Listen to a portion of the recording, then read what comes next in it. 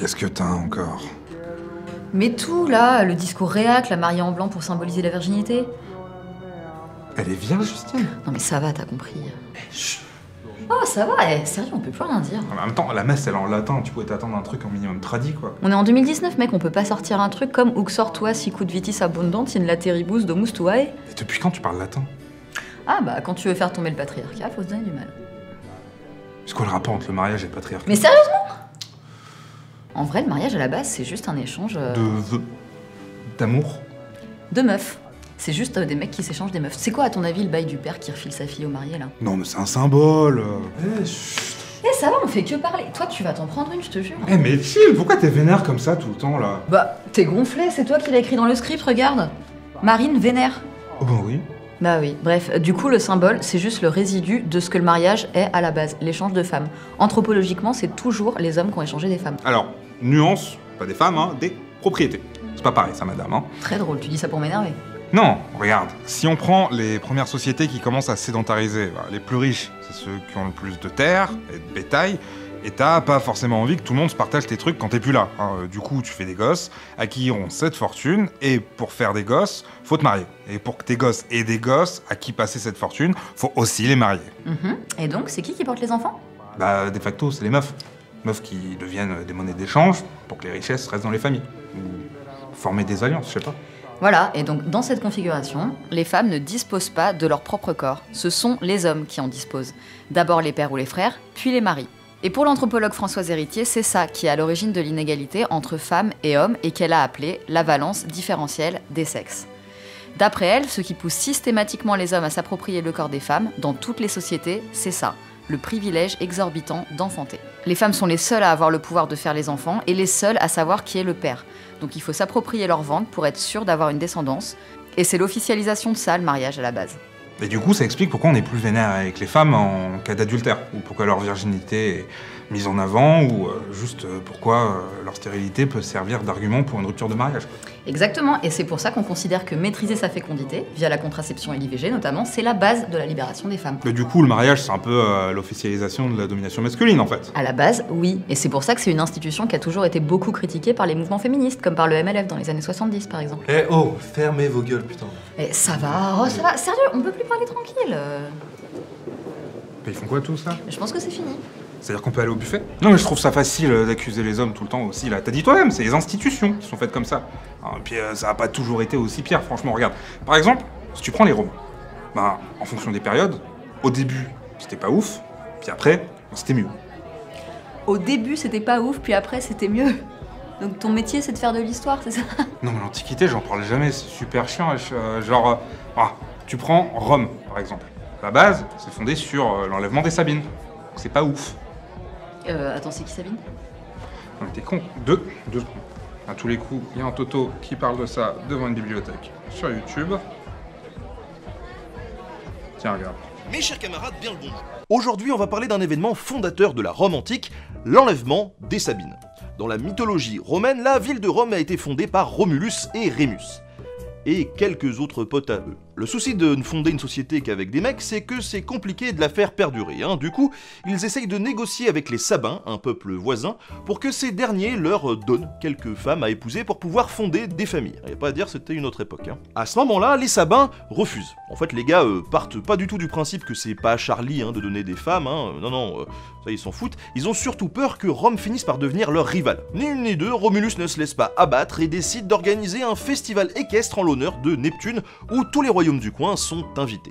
Vraiment sympa, Mais ce que les autres ne savent pas, c'est qu'à l'instant où Romulus s'entourerait dans sa cape de Mr. Mask, référence de vieux, le silence serait donné pour embarquer les femmes célibataires de la soirée et se tirer avec. Ensuite, Romulus suppliera ces femmes de rester en leur expliquant qu'elles auront des droits, accès à la citoyenneté, à la propriété, et que ça sera quand même plus rigolo de rester avec eux, et elles acceptent. La plupart des voisins présents à la soirée ne sont pas vraiment contents, et entrent alors en guerre contre Rome.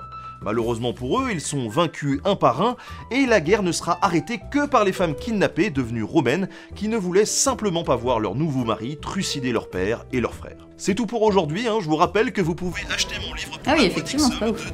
Et du coup, à partir de là, il y a plein de traditions pas ultra sympas qui se mettent en place. Les nanas ont besoin de l'autorisation de leurs parents pour se marier. On doit payer une dot, puis s'il y a divorce, elles retournent vivre chez leur père.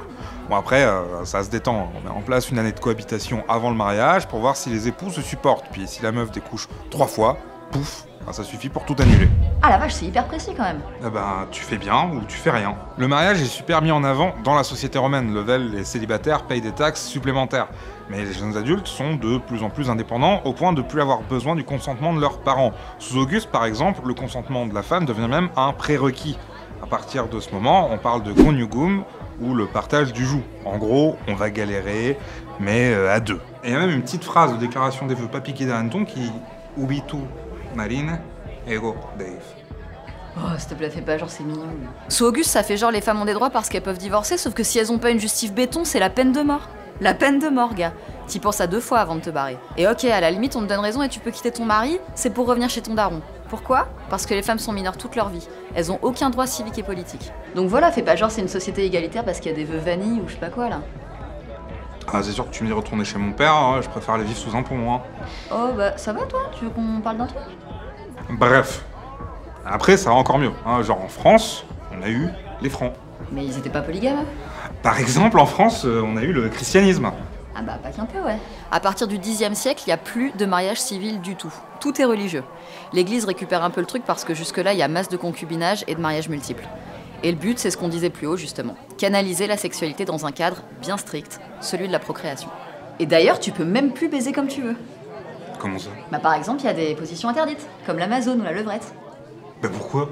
Alors, l'Amazone, c'est parce que la meuf est au-dessus, et la levrette, c'est parce que c'est comme les animaux. Non, je vois pas, là. Sérieusement? Attends, tiens-moi ça, regarde. Tu vois, c'est chaud quand même, hein. Allez, tu me... Non, 2 minutes, j'ai pas tout compris, en fait. Mais Dave, rends-moi mon téléphone. Dave, Dave. 2 minutes. Dave, tu me rends mon téléphone. Bref, donc du coup, dans le mariage religieux, faut de nouveau l'accord mutuel des époux. Mais Bah, bon bail pour les meufs, du coup. bah bof, le mari a l'autorité sur la femme, soi-disant parce que c'est l'ordre naturel. Tu sais, genre Dieu a créé l'homme pour le servir et il a créé la femme pour servir l'homme. Bah, sur le papier, il y a même plusieurs rois qui se sont fait embrouiller par l'église parce qu'ils avaient plusieurs épouses qui voulaient divorcer. Mais dans les faits, les gens faisaient un peu ce qu'ils voulaient. Même s'il y avait des sanctions pour les mariages païens, on continuait de se marier comme on voulait dans certains endroits. Et clairement, personne n'a jamais réussi à faire interdire la levrette. Hein. Et après, ben, c'est la révolution. Du coup, on dit nique l'église, parce que ça fait partie des anciens pouvoirs, tout ça. Et on met même en place le mariage civil. Genre, les gens, après, ils peuvent divorcer. Enfin, pour moi, je pense que c'est une des périodes les plus chill.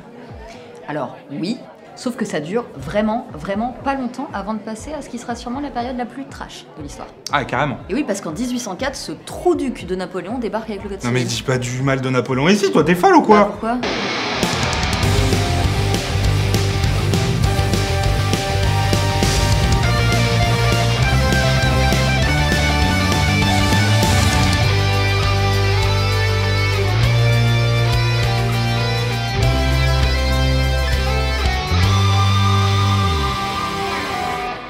Ouais, bah ton Napoléon, c'est... Mais ça le fait tout le temps ton truc là? Ah bah, seulement si tu dis le nom en N, en fait. Ah ouais? Napoléon. Ah ouais, c'est bien foutu, mais c'est chiant. Du coup, je te disais le code civil. Attends, laisse-moi checker. Regarde, voilà, article 213. Le mari doit protection à sa femme et la femme obéissance à son mari. Non, mais si tu prends des extraits hors contexte aussi... Article 1124. Les personnes privées de droits juridiques sont les mineurs, les femmes mariées, les criminels et les débiles mentaux. Concrètement, pas de droit politique, interdiction de gérer ses biens, interdiction de travailler sans l'autorisation du mari, interdiction de toucher son propre salaire, interdiction d'accès au lycée et à l'université. Oui, bon bah, zut, hein. Attends, Napoléon a même dit « La femme est donnée à l'homme pour qu'elle lui fasse des enfants, elle est sa propriété comme l'arbre à fruits est celle du jardinier. La femme et ses entrailles sont la propriété de l'homme. » D'ailleurs, ils vont rajouter le devoir conjugal quelques années plus tard, ces connards. Oui, bah c'est bon, on a compris. Et ça va durer longtemps cette merde. C'est que les luttes féministes au 19e et 20e siècle qui vont permettre de lentement s'en dépêtrer. Oui, bah c'est bon, moi aussi je peux faire des listes, hein, regarde. Alors, 1884, le divorce est définitivement rétabli. Ouais, uniquement pour faute, certes. Mais quand même, voilà, 1907, les femmes peuvent jouir de leur salaire et acquérir des biens. Et doivent toujours demander l'autorisation de leur mari pour travailler. 1938, l'incapacité juridique des femmes est abolie. Hein, déjà, c'est stylé. 1965, elles peuvent travailler et ouvrir un compte en banque sans l'autorisation de leur mari. Franchement, on avance quand même. Et 1970, suppression de la notion de chef de famille, l'autorité parentale devient conjointe. C'est pas dégueu quand même. Aujourd'hui, dans la loi et en théorie, il y a une totale égalité entre époux. Mais dans la pratique, il y a quand même pas mal de petites merdes qui persistent. Par exemple, il y a beaucoup plus d'épouses qui prennent le nom de leur mari que l'inverse. Et quand je dis prendre le nom, c'est s'en servir comme nom d'usage. Parce qu'en France, c'est impossible de vraiment changer de nom. On garde toujours son nom de famille. D'après une étude de 2011, 46% des meufs étaient chaudes pour utiliser le nom de leur mec comme nom d'usage, et seulement 4% des gars auraient fait l'inverse. En revanche, ils étaient 76% à vouloir garder leur nom de famille, et seulement lui. C'est-à-dire qu'ils veulent même pas accoler les deux noms. Les femmes sont que 20%. Et pour le nom des enfants, l'écart est aussi phénoménal. 58% des Français auraient donné le nom du père à leur premier enfant, et seulement 3% le nom de la mère. Le reste accolait les deux noms. Donc on voit que même si la loi autorise en théorie une totale égalité entre le mari et la femme, c'est l'homme qui reste symboliquement le chef de famille dans les mentalités. Et aujourd'hui, la société continue d'évoluer. Déjà en France, avec le mariage pour tous, on est un peu obligé de remettre en question les notions de mari et femme ou chef de famille. Et justement, les rôles traditionnels sont quand même légèrement chamboulés. Et du coup, peut-être que leur vision finira aussi par être chamboulée. Bon, quand est-ce qu'on mange? Tu penses vraiment qu'à ça, en fait? C'est important d'ailleurs. Je fais quoi avec ça, moi? Tu te démerdes, et moi je vais manger. Mais Marine! I like when them boys wear